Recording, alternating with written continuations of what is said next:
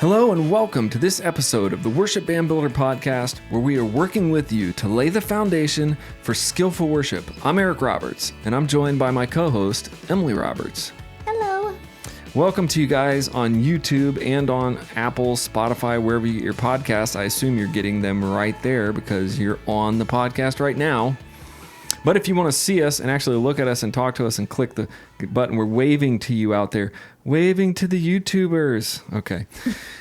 So how's it going, Emily? It's going all right. Yeah. We were doing a couple episodes and we did this funny 5-minute before the podcast thing. That was interesting. We haven't done that before. Yeah. Make sure you watch that because it's just basically us talking about Hugh Jackman the whole time and how good looking he is.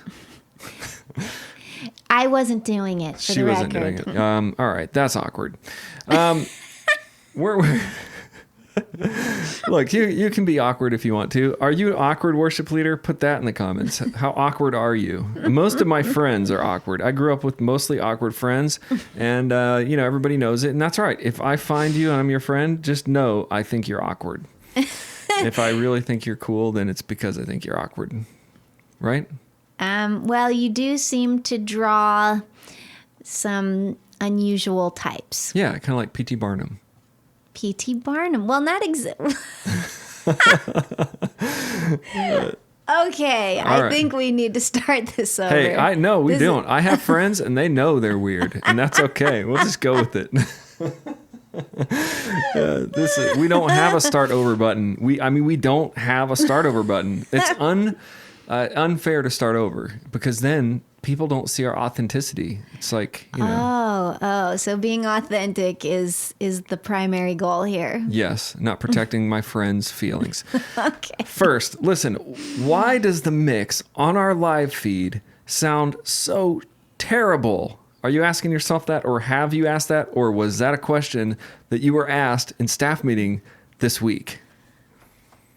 Not me personally. No, not you. No, I know you would just get up and walk out. You'd be like, I'm out. Mix it yourself.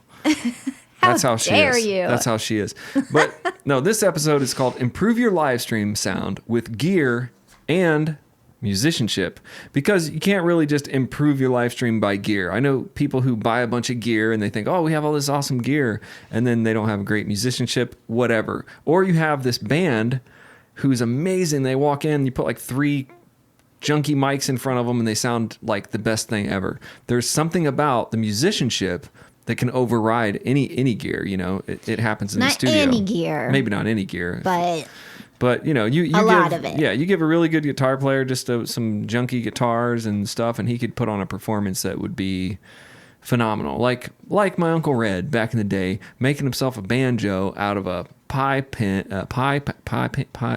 making himself a banjo out of a pie tin.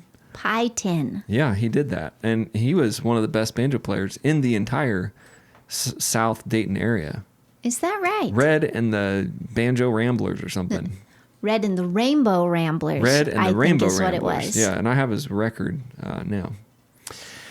So problem number 1, people are gonna say that all of this live streaming is happening, and people are gonna go, why is it terrible? Because if you just take like problem number 1, it's mixed for the live audience, not the live feed. That's the main problem. When you take the live audience feed off your board and just stick it into Facebook or stick it into your live streaming software, you're going to get a giant mess. I'm just letting you know up front, that's going to be a giant mess. Why doesn't it translate? Okay, so it doesn't translate for a few reasons, and I don't think that's in here, so that's a good question. First of all, the room plays a big part in the mix. So when you turn the vocals up a certain level, you have all the reverberation and you're mixing in the room. Now, when you plug that into Facebook, a direct feed, just say off your live left and right, if you just plug that in, you lose the room. It becomes the biggest problem is it becomes dry. Okay. There's no reverb, there's nothing. And then the vocals are usually way on the top because the drums are gone. They're not even in there. So is the microphone getting plugged directly into this live stream that we're doing? What happened is the microphones will be plugged into the board like normal, and then that output of the board goes to the speakers in the room. Yes. And then you get the room sound, everything kind of mixes in and your ears hear the room. Right. Then they take the other channel of that, like the left side of it, and plug it into the live feed. And so you lose. But the live feed is not picking up what you are hearing in the room. Exactly. It is only picking up what is going directly into the microphones. Right. Basically going directly into the microphone. So it sounds bad. And you've had that before back in the day. They'd say, we recorded your performance today, and give you a tape. Oh, sure. And you get in the car and you press play and you're like just horrified. It never sounds like you thought it sounded. Yeah. So there's some tricks, and I'm working on this a lot. This is one of my areas of expertise and one of the things that I like to geek out on. And our church is going through this process right now. If you go to our YouTube channel, you can check it out. I'm sharing videos of each step along the way. So, but the fix of this is set up a separate mix for the live feed. That is the fix. Okay, so check the show notes for the information, or contact me if you want one-on-one coaching about this specific topic of getting your live feed to sound better. Okay, first of all, the problem is it's mixed for the live audience, and you plug it into the Facebook and it sounds like junk. Number two, the fix of it is set up a separate mix. Okay, that's the fix. All right, so how to do that is a completely different episode, but that's what you have to do. You have to use a separate mix, either a bus mix or an aux mix, or go into a computer system and do a mix like that. So it takes a little bit of setup, but you have to do it, or you're continuously going to want to jump off a bridge when you hear your live feed. All right, so let's talk about another problem. Because we're going to talk about a lot of problems and how to fix them, and then we'll dive deeper in our webinars. Problem: my vocals sound terrible recorded on the live feed. Okay, so specifically now we are focusing on the vocals, not just the entire thing sounding bad. Now we're talking specifically about the vocals. You got a train wreck, sounding bad. Or you just listen to your vocals and go, ugh, my vocals sound gross. It's really, and this is, let's say you set up the whole mix and even do some of the more expensive stuff, and your vocals still sound bad. Here's the fix for that: add reverb to the vocals in the live stream mix. Reverb. Add reverb. And here's my secret sauce. This is a secret sauce. Add a room mic to the live feed. And this is something, are we going to go into all the details of this in the webinar? Yeah, we're just we going have to give the general picture here today. Yeah, we're giving you the secret. Think about this. Add a room mic to your live feed and to your monitors. We've talked about it a bit, but basically you stick a big diaphragm condenser somewhere in your room and you turn it on in the live feed only, so that the live feed people hear the room. They hear the natural reverberation. Then it almost sounds like they're in the room. So when people clap, that back in that was left out. Yes. So sometimes you would see in a live concert, you would see a crowd. They call it like a crowd mic. So you can hear the crowd cheering. You can hear them clapping. That's kind of what I'm talking about. It's a room mic, but we're not going to call it a crowd mic because we're really just putting it there to open up the room in the ears of the live feed. Okay, that's the fix. All right. So what was the first piece of that? If we're talking about vocals specifically, use reverb. Use some real reverb, some actual reverb from your mixing board or from your reverb unit. Okay, but then the room mic is going to help the overall sound. But yeah, and the room mic helps the vocals too. The room mic creates a natural reverb, so you can use a little bit of reverb, or sometimes you can just get away with putting a room mic in there. And that would be enough. And that would be enough to make it better. So on our mixes right now, we're in level 1. We're running off a bus. We have a little bit of reverb, and we have it's just a bus mix. We're running a separate bus mix, and I'll explain that in webinars. I don't want to get too technical, so I got a lot of stuff to do today. So we got a little room mic, and we got my son is just down there just yelling and screaming, and so if you hear that, that's sort of would be like a room mic. That's a good example because these mics are picking up our voice. They're picking up just what's in front of them. They probably cannot hear what he is doing downstairs. Probably not, but he's screaming like crazy. All right, so let's do another problem. Okay, let's. Okay. The bass guitar sounds weak on the live recordings. Okay, what do we do? Okay. First, the fix is use a bass processor and or a tube preamp setup made specifically for a bass. Okay. Are these expensive items? No. I did and actually now would be a good time. I did a webinar already on this. It's called The Gear, for live streaming, and I go on Amazon and on Musician's Friend, and I look up and I show you the ones, and I think they're like some for like $400, some for $1,500, and some for $49. So there's different versions of this. Yeah, you can spend a lot of money on processing, but you can also just get a $49 or a $79 Zoom processor. And that's effective? Yeah, it's just as good. I mean, okay, for all you nerds out there, it's not maybe just as good, but it's better than a direct box. So if you're a small church and you're like, the bass sounds terrible on our live feed, or the bass sounds not great in the mix, it's because you're plugging your bass direct. And direct doesn't give you a preamp, doesn't give you EQ, it doesn't give you any of the bass processing that a little bitty bass processor gives you. Even a $79 Zoom bass processor will give you that little bit of boost you need for the bass to sound like something. And you can spend like $2,000 on one of these Helix pedals and bass stuff, and you can spend a lot of money. And literally, you can just walk up with a $49 cheap bass processor, plug it in, and the most average people, and some even professionals, are not going to be able to tell the difference. Okay. Sometimes you just have to use your brain and your ears, And I don't know if I could prove this, like, hey, there's a $2,000 pedal versus a $50 pedal, but there are videos on YouTube that do that, and it's really sometimes hard to tell. You can't even tell, and then people pick the cheap one. And it's like, oh, so sometimes cheap stuff works. And I've always been for that. I've always been for like, hey, if it works and it sounds good, I'm not going to go pay like $2,000 for some thing that's just because it's a brand.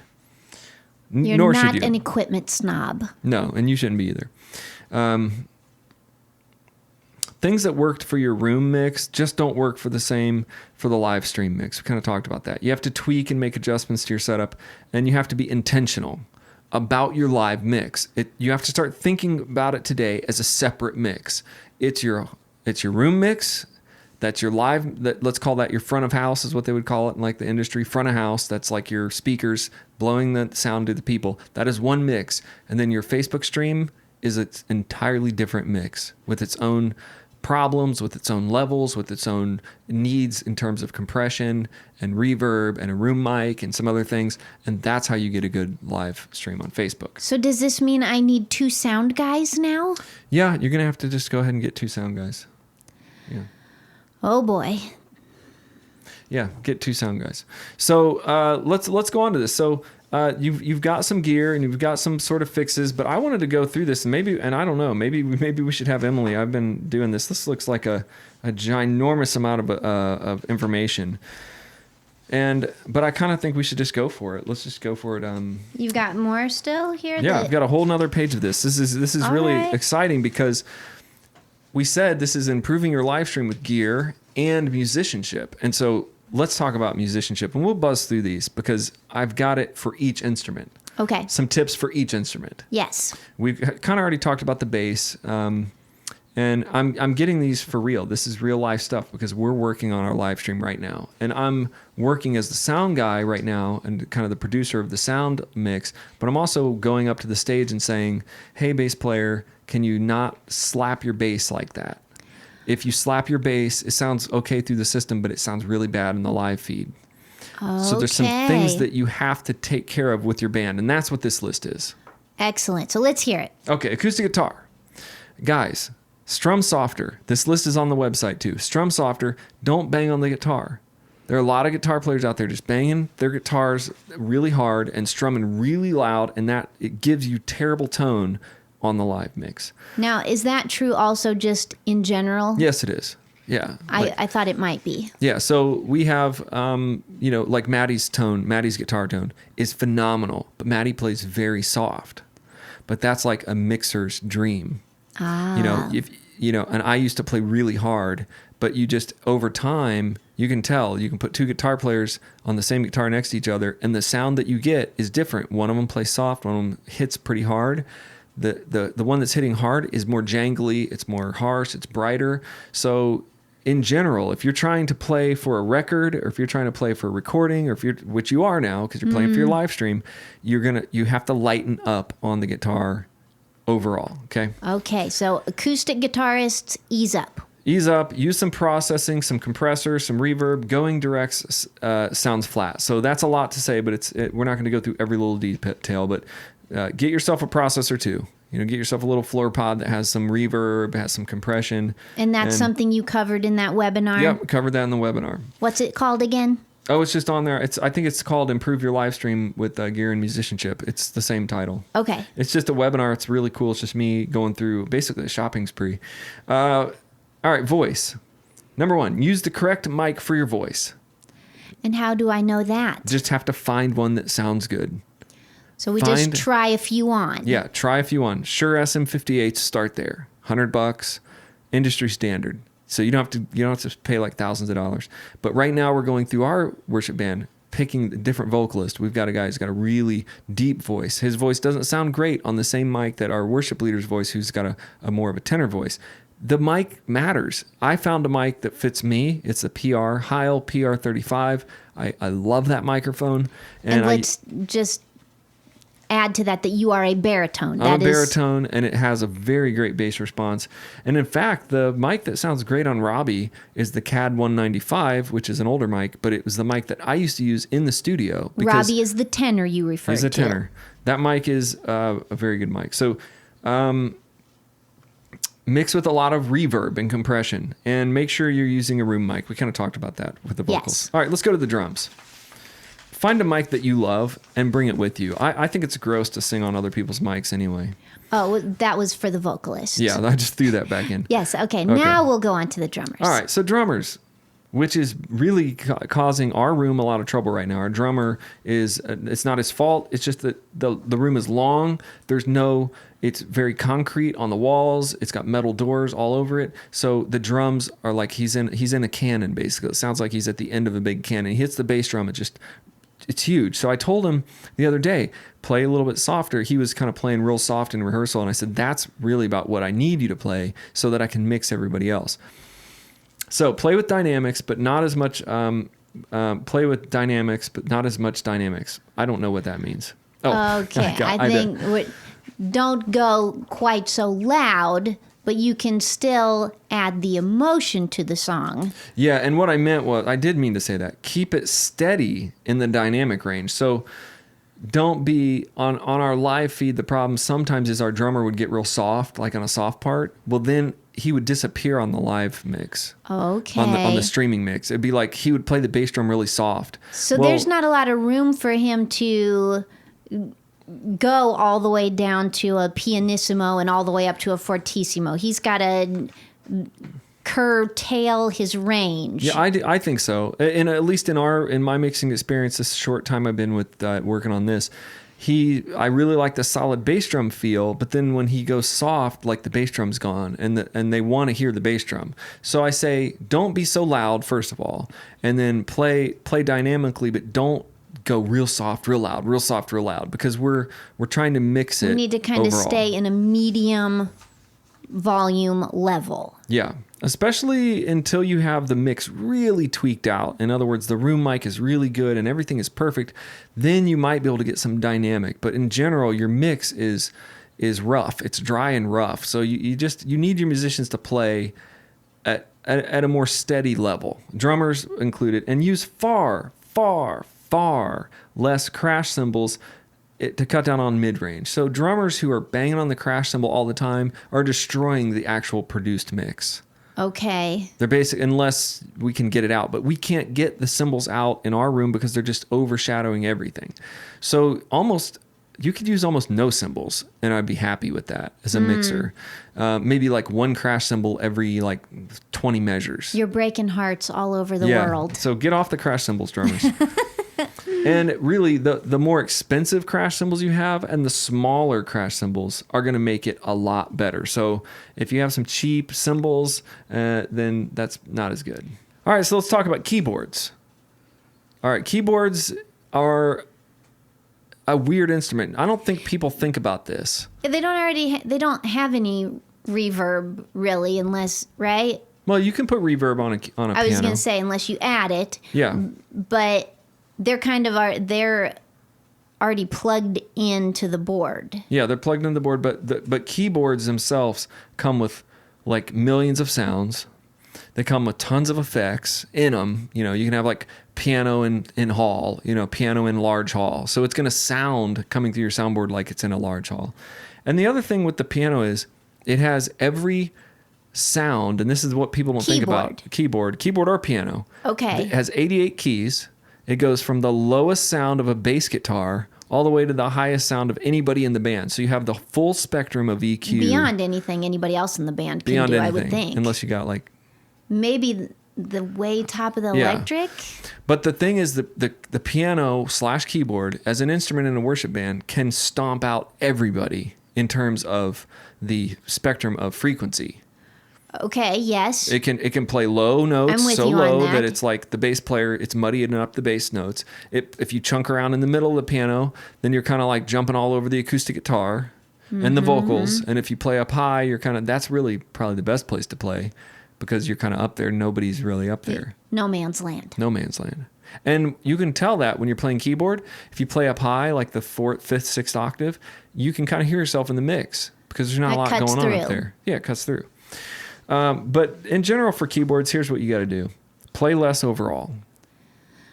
That I would say that for 90% of keyboard players listening, you should be playing less than what you currently are, unless you're... But you're talking about, this is assuming that you, as the keyboardist, are playing along with an acoustic guitar and an electric guitar, right? And a bass player in a band and all that. Yeah, so we have all of those band pieces, and you have to be a team player by playing less. Less is more from the keyboardist if you're in a full band situation. Yeah. Obviously, if it's just the keyboard or keyboard and percussion... Yeah, you're gonna know. Your role changes. If you have a full band, which usually you probably do, and you're leading from keyboard, even you've got some guitar players. A lot of times if I'm playing keys, I'm playing 3 notes in my right hand and that's it, or 2 notes in my right hand and 1 note in my middle left hand, not low left hand.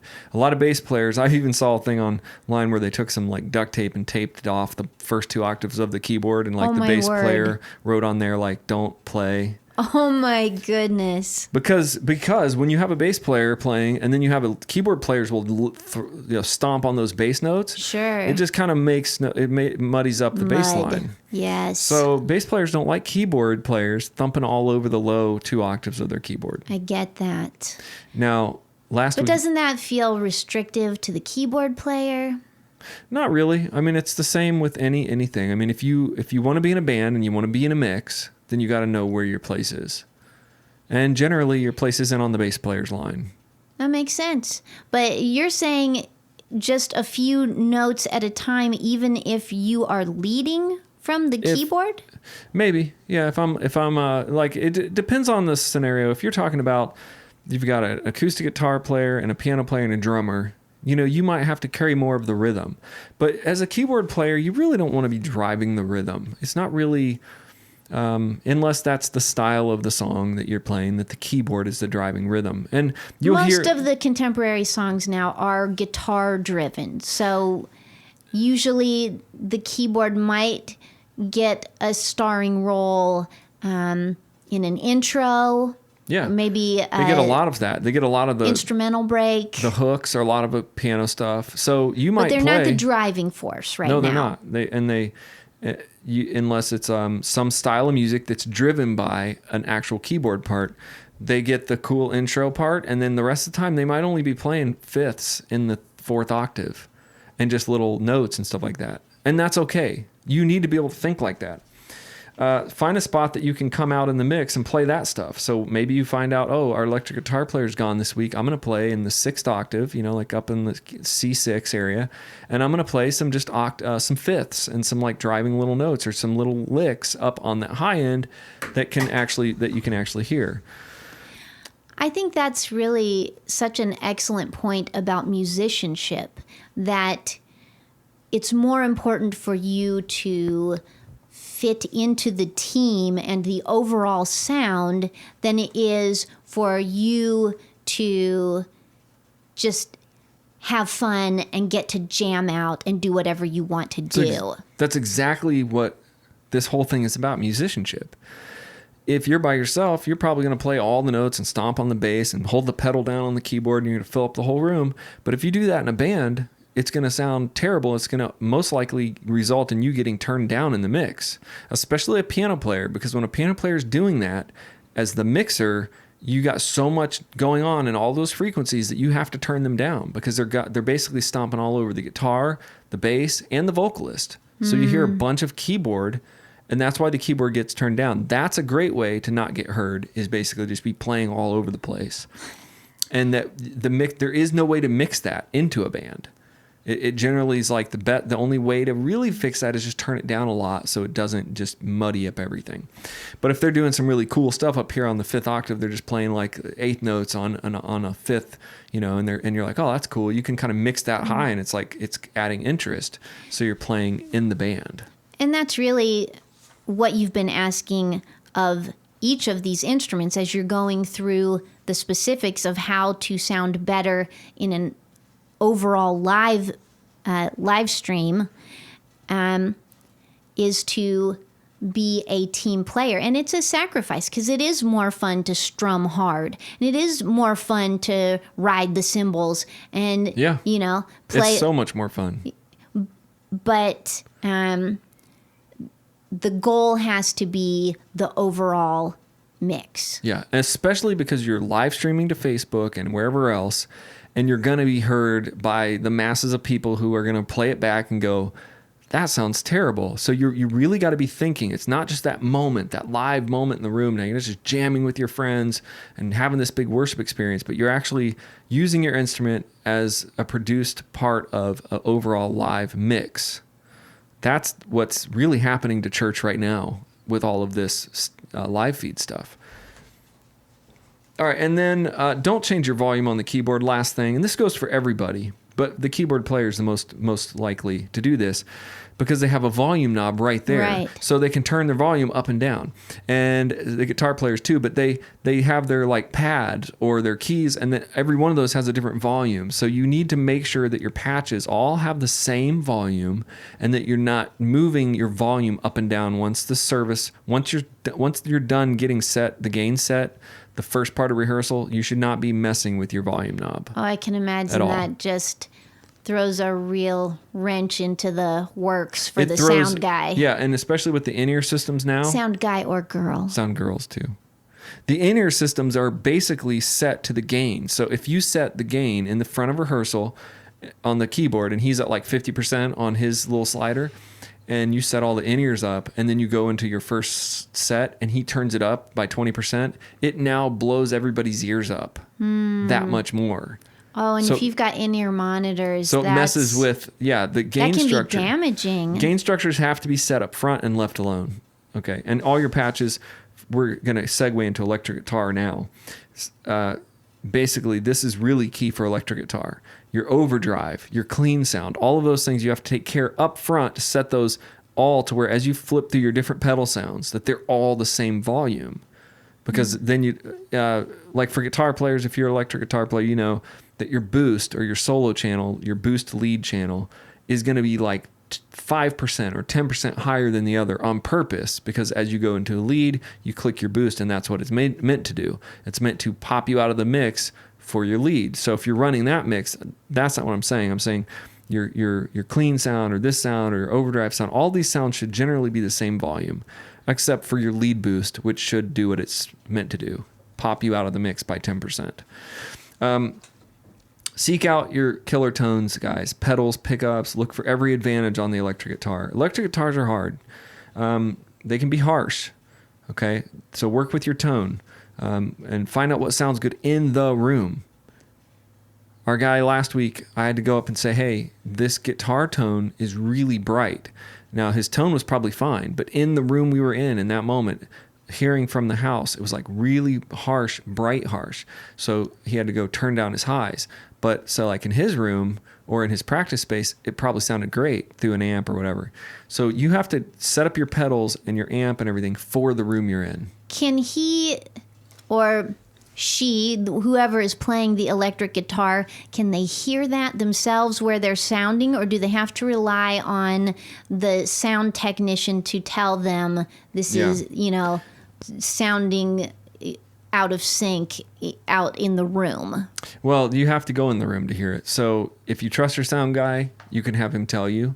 If you, like for me, I'm a guitar player, so my guitar players there in the band, they pretty much trust me. If I come up and say, hey, it's really bright, they like, oh, and they turn their brightness down. I do the same with them. Some of our sound guys are guitar players, and I just ask them, what's it sound like? And they say, it's a little muddy, and I'll turn down the lows. But when I was setting up my pedals and my amps, and if I really want it to be good for me, I set it up from the middle of the room. I pull my guitar amp out, or my cable all the way out to the middle, and I play in the middle of the room and I listen to the room, and then I go to my pedal and make changes. If you want to get really, really crazy with it, set up your guitar pedal and everything dead in the center of the room in your sanctuary when nobody's there, and play and listen to it as it's coming through the speakers, listen to the soundboard, listen to everything. And I spent hours doing that, because little tweaks in the middle of the room make a big difference. You think it sounds good in your amp, and it might, but then when you hear it coming through the mains, you're like, ew, that's terrible. That's bright, or that's harsh, or move the mic around. Mic placement matters. Amp volume matters. All that matters. But if you're trying to tweak your tone as a guitar player, tweak it yourself from the middle of the room. That's what I do. And then it sounds good, and I know it sounds good. I don't like to trust other people to tell me like, oh, it sounds good. I want to know what it sounds like. Also, I like to know each one of my tones, like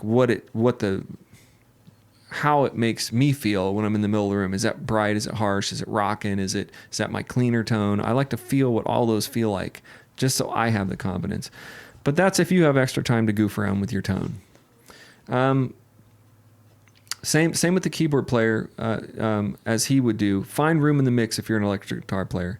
Play the right parts, learn the right parts, and don't make stuff up all the time. Go to the websites out there that are available, like worshiponline.com, and some of these other websites from the publishers show you exactly the parts they play on the record, and you can actually pick a few of those parts and do them. And you don't have to do everything that they're doing, because some of those can be very complicated. But am I safe in saying that the electric guitar is like the keyboard in that less is more on the lead lines? Oh, yeah. Yeah, because an electric guitar really in worship can overpower everybody. You also have a very wide range of frequency, and you have a very annoying range of frequency.